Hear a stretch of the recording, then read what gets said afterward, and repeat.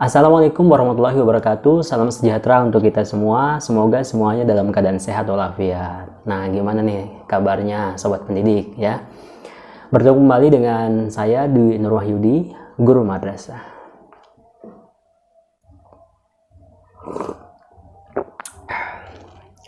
Baik sobat pendidik, siapkan kopinya di sharing kita yang kedua ini ya, di S3 sharing saat sahur. Karena memang biasa yang namanya orang ngobrol tuh kalau nggak ada suguhannya, nggak ada temennya itu kayaknya kurang pas gitu ya. Dan seperti biasa konten ini direcord menjelang jam 2 pagi, artinya seperti biasa lagi kalau nanti ada bunyi-bunyi orang pukul beduk dan sebagainya, ada anak bocah yang tiba-tiba keliling, bunyi kedengeran bangunin sahur, ya memang seperti itu kondisinya. Nuansa Ramadan, saya berupaya untuk memanfaatkannya, membuat konten yang seperti ini, santai untuk sharing-sharing. Baik, teman-teman pendidik, kemarin saya sudah sharing dengan teman-teman, dengan sobat pendidik mengenai upaya optimalisasi, upaya memaksimalkan peserta didik yang memiliki kecerdasan di yang bidangnya non-akademik. Ya. Nah, segmen ini di episode kedua, saya akan bahas mengenai istilah mengajar menggugurkan kewajiban. Nah, ini sedap-sedap gimana gitu ya. Apakah kita sepakat, sobat pendidik, teman-teman semua, bahwasanya mengajar itu untuk menggugurkan kewajiban? Ya, memang begitulah adanya ya. Kita ketika mengajar, ketika bekerja dimanapun, entah, saya tidak pernah membahas latar belakang teman-teman, sobat pendidik ya, artinya tidak membahas latar belakang dalam artian statusnya. Nah, saya mengesampingkan itu jauh-jauh karena saya tidak mau tersekat ya dengan latar belakang itu. Artinya latar belakang yang statusnya mengenai yang honorer maupun yang pegawai negeri. Semua pasti merasakan. Kalau saya misalnya menyinggung salah satunya, saya mengalami dua-duanya. Artinya dalam hal ini saya mengambil jalan tengah. Saya berupaya untuk mengedepankan nilai-nilai atau hal-hal yang ketika dibahas ini lebih seru gitu ya, tanpa embel-embel latar belakang atau status tersebut gitu. Nah, sobat pendidik, kita sepakati dulu nih, atau saya boleh dong dapat masukannya di kolom komentar, bener nggak sih, atau sepakat nggak sih kita kalau mengajar itu untuk menggugurkan kewajiban? Ada lagi nih istilahnya, mengajar itu adalah ibadah. Wah, ini keren banget nih ya, Kementerian Agama banget nih. Sebenarnya nggak semua, maaf saya ralat ya, sebenarnya gini, nggak mesti di Kementerian Agama ya, namanya orang bekerja ya ibadah, namanya orang bekerja ya memang menggugurkan kewajiban. Seperti itu ya teman-teman ya, bisa kita sepakati ya. Atau teman-teman punya pandangan lain, nggak apa-apa, silahkan di-sharingkan dengan saya di kolom komentar. Lalu gini teman-teman pendidik, apakah sampai di situ? Apakah sampai di ketika kita sudah mengajar dan sudah kewajiban kita sudah gugur, kita tidak dimintakan pertanggungjawaban nanti baik oleh pimpinan maupun oleh Tuhan, seperti itu ya di akhirat, karena tidak menelantarkan peserta didik atau anak-anak orang, karena tidak menelantarkan amanat yang sudah diberikan kepada kita? Apakah cukup sampai di situ ya? Karena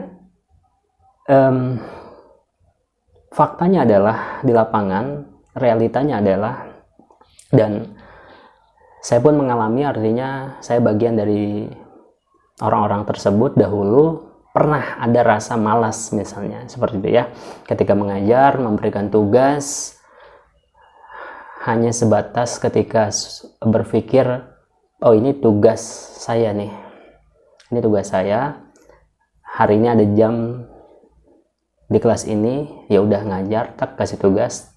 Nah, saya udah menggugurkan kewajiban. Apakah sampai di situ? Apakah ketika sudah sampai di madrasah kewajiban itu sudah gugur? Nah, ini lagi-lagi saya kembalikan kepada teman-teman.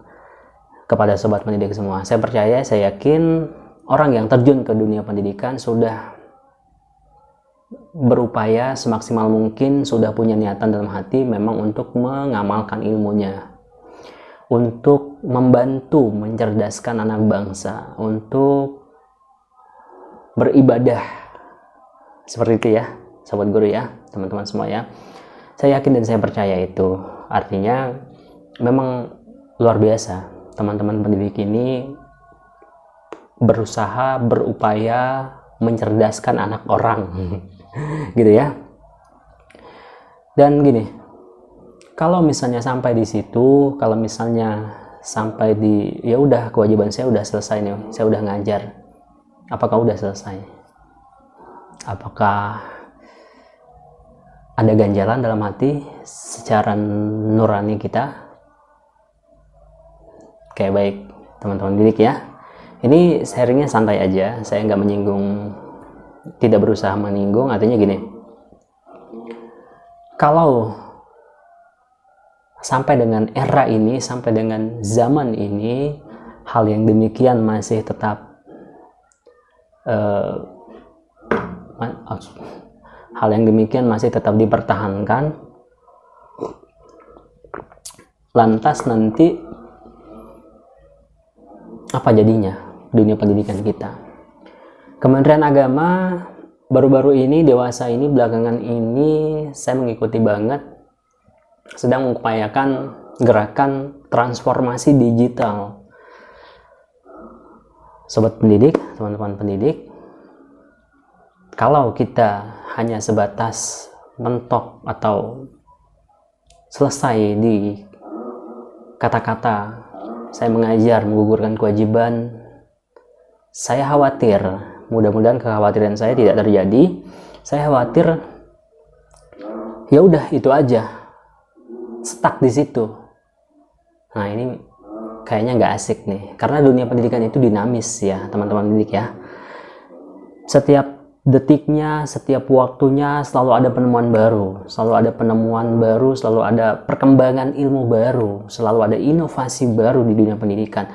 Bahkan bisa dikatakan di era sekarang ini, kalau mau, bukan kalau mau sih ya, memang sudah banyak terjadi peserta didik ini lebih cerdas, lebih unggul, lebih kreatif, lebih agak selangkah dibandingkan guru-gurunya dalam hal teknologi, dalam hal informasi, dalam hal mencari tahu bahan-bahan pembelajaran kekinian.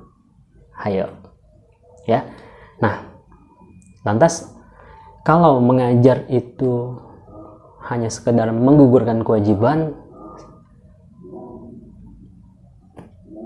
kayaknya gimana gitu ya, kurang asik banget kayaknya. Nah teman-teman, saya mengajak dan saya mengingatkan kepada pribadi kita sendiri, dan ini sharing juga, ayo sama-sama kita berusaha ya, bagaimana caranya mengupgrade ilmu kita, agar setiap waktunya ilmu kita nggak stuck. Yang terjadi adalah banyak diantaranya, termasuk saya pribadi, ketika sudah lulus kuliah sepertinya berhenti belajar, sedangkan ilmu yang kita punya, mohon maaf ya, misalnya 100, saya analogikan seperti itu, menjadi pengajar, menjadi pendidik, menjadi guru, ilmu yang 100 itu dibagikan setiap waktu, setiap tahun kepada peserta didik. Seperti itu ya.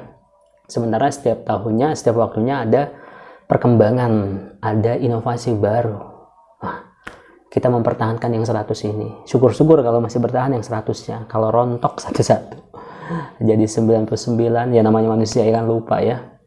Namanya manusia, suka lupa dan sebagainya. Kalau besoknya tahu-tahu udah 90, 80, 50, 40, syukur-syukur masih bertahan ilmunya. Kalau lupa, ini ngeri juga ya, ngeri-ngeri sedap ya. Banyak orang memotivasi seorang guru itu pahlawan tanpa tanda jasa. Setiap ilmu yang diamalkan selama itu bermanfaat bagi peserta didiknya, diamalkan, dimanfaatkan dalam kehidupan sehari-hari, dia jadi orang sukses, berkah ilmunya, berkah hidup seorang guru itu, nilai pahala jariah ya.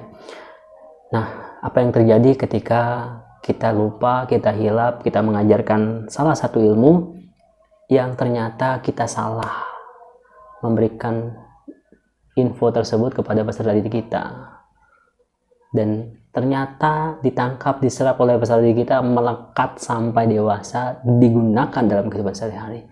Masya Allah ya teman-teman ya.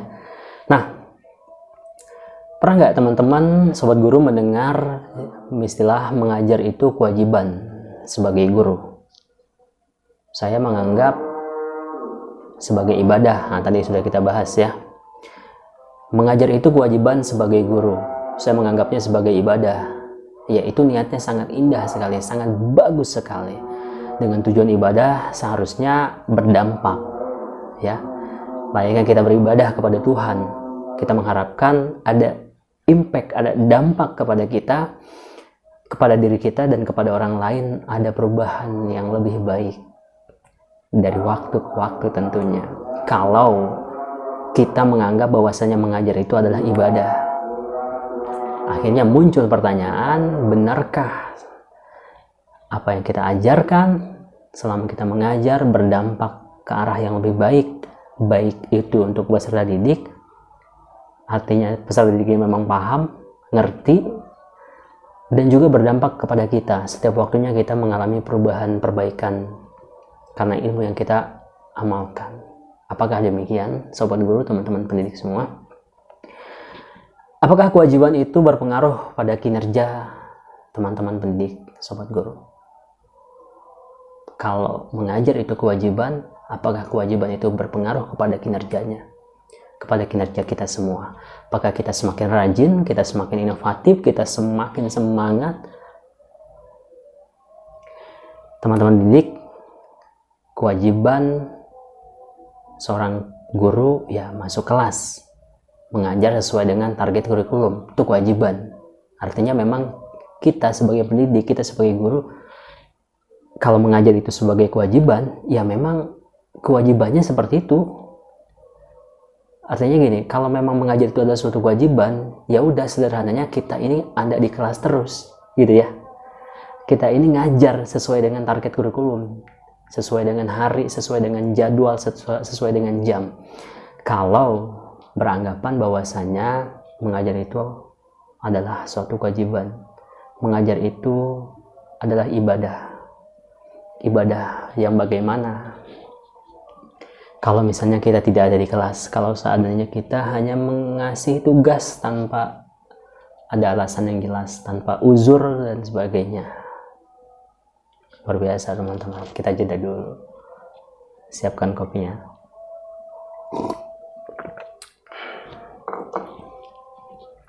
Seru teman-teman guru ya, teman-teman pendidik ya. Dan juga teman-teman pendidik,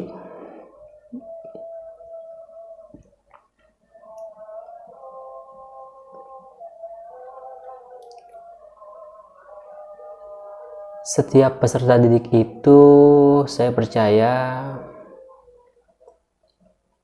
peserta didik kita, murid-murid kita itu unik banget ya. Setiap peserta didik itu memiliki latar belakang yang berbeda. Mereka itu unik banget ya. Artinya gini, kita mengajar di kelas, kalau kita hanya mengajar sebatas menggugurkan kewajiban di 40, di 30, di 20 anak yang ada, siswa yang ada, peserta didik yang ada dalam kelas, apakah mereka benar-benar menyerap ilmu dari kita, menyerap informasi dari kita, apakah mereka benar-benar menyerap pelajaran dari kita?